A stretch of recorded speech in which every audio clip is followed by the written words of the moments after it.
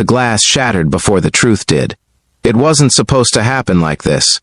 Michael had imagined betrayal in 100 different ways during the quiet nights when something in his marriage felt off, but never like this.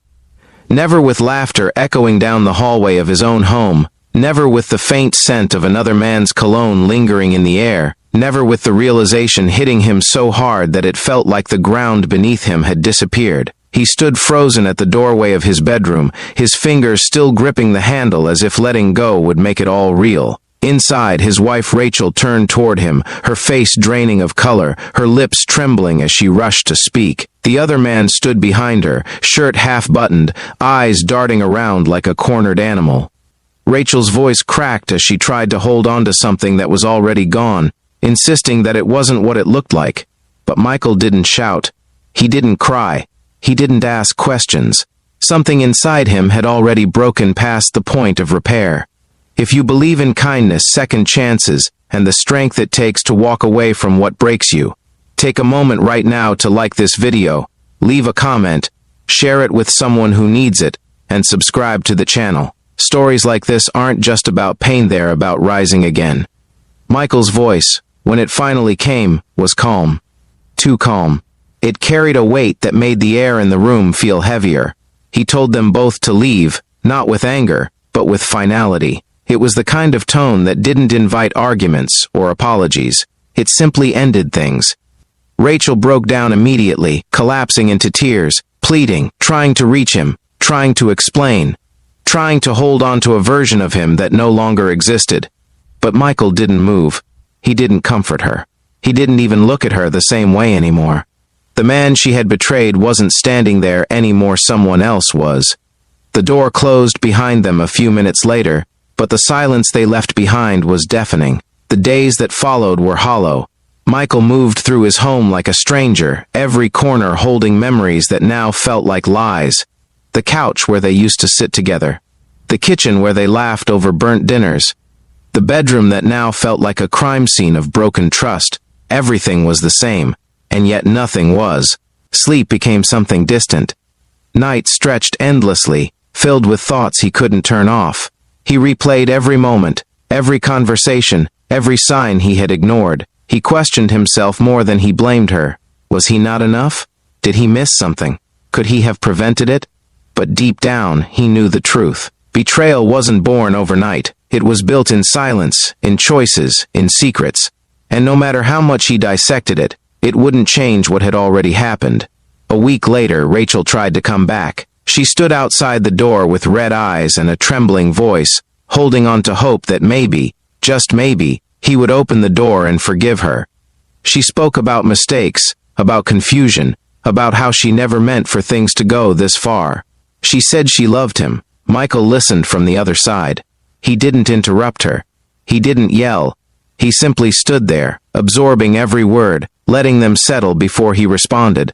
And when he finally did, his voice was steady. He told her that love doesn't destroy the person it claims to care for. It doesn't lie. It doesn't hide. And it doesn't make you feel like you're replaceable. There was a long pause after that. Then, slowly, he walked away from the door. That was the moment Rachel realized she had truly lost him. Time passed, but healing wasn't instant.